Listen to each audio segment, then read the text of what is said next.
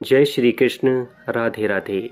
नमस्कार दोस्तों, इस बार हम लोग श्री कृष्ण की 5252वीं जयंती मना रहे हैं। भगवान श्री कृष्ण की लीलाओं की कोई सीमा नहीं है। श्री कृष्ण और राधा की कहानी तो जग जाहिर है। जैसा कि आपको पता होगा, भगवान श्री कृष्ण की 16,108 रानियां थीं, जिनमें से उनकी 8 पट रानियां भी शामिल हैं। इनमें से 2 से भगवान श्री कृष्ण ने जबरदस्ती भरी सभा से उठाकर की थी शादी। जन्माष्टमी के इस पावन अवसर पर आज हम आपको इन्हीं 8 पटरानियों के बारे में बताने जा रहे हैं। चलिए विषय वस्तु की शुरुआत करते हैं।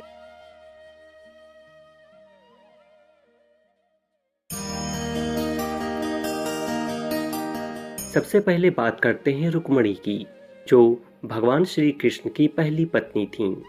रुक्मणी माँ लक्ष्मी का अवतार थीं। विदर्भ के राजा भीष्मक की पुत्री रुक्मणी को भागकर श्री कृष्ण से विवाह करना पड़ा, क्योंकि उनका भाई रुक्मी इस विवाह के खिलाफ था।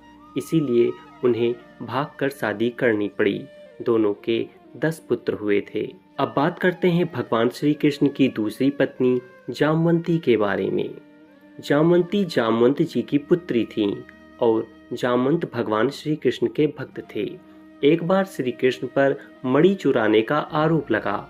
इस आरोप को झूठा प्रमाणित करने के लिए उन्होंने खुद ही मणि को तलाशना शुरू कर दिया। उन्हें पता चला कि वह मणि उनके पूर्व जन्म के भक्त जामवंत के पास है। जामवंत पहले श्री कृष्ण को पहचान नहीं पाए और इसी चक्कर में दोनों के बीच भीषण युद्ध हुआ।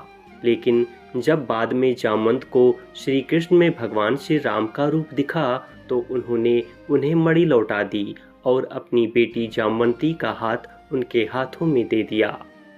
अब बात कर लेते हैं सत्यभामा की। सत्यभामा कृष्ण भगवान की तीसरी पत्नी थीं। सत्यभामा सत्राजित की पुत्री थीं। जिस मणि को चुराने का आरोप श्री कृष्ण पर लगा था, वह मणि सत्राजित की ही थी। जब कृष्ण जी को जामवंत से मणि वापस मिला तो वह उस मणि को लौटाने सत्राजित के पास गए। इस बात पर सत्राजित लज्जित हुए। उन्होंने माफी स्वरूप अपनी बेटी सत्यभामा का विवाह श्री कृष्ण से करवा दिया। अब बात करते हैं भगवान श्री कृष्ण की चौथी पत्नी कालिंदी की। सूर्यदेव की पुत्री कालिंदी भगवान कृष्ण की चौथी पत्नी थीं। कालिंदी ने श्री कृष्ण को अपने पति के रूप में पाने के लिए कठिन तपस्या की थी। उनकी तपस्या से प्रसन्न होकर लीलाधारी श्री कृष्ण ने उनसे विवाह किया। भगवान श्री कृष्ण की 5वीं पत्नी सत्या। सत्या भगवान श्री कृष्ण की 5वीं पत्नी थीं। सत्या के पिता राजा नग्नजीत ने एक बार अपनी बेटी की इच्छा को पूरा करने के लिए स्वयंवर सभा का आयोजन किया। इसमें इस बात की शर्त रखी गई कि जो भी 7 पागल सांडों को एक ही अखाड़े में नाथेगा वही सत्या का पति होगा। श्री कृष्ण जी ने इस शर्त को पूरा किया और उनकी शादी सत्या से हो गई। अब बात कर लेते हैं भगवान श्री कृष्ण की 6वीं पत्नी मित्रविंदा की। उज्जैन के राजा विद और अनुविद की बहन मित्रविंदा भगवान श्री कृष्ण की 6वीं पत्नी थीं। विंद और अनुविंद ये दोनों ही दुर्योधन के अनुयायी थे। मित्रविंदा के विवाह में स्वयंवर का आयोजन किया गया।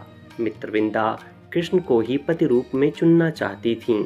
हालांकि विंद और अनुविंद ने अपनी बहन से ऐसा करने से रोका। तब श्री कृष्ण बलपूर्वक मित्रविंदा को स्वयंवर से उठाकर ले गए। भगवान श्री कृष्ण की 7वीं पत्नी रोहिणी।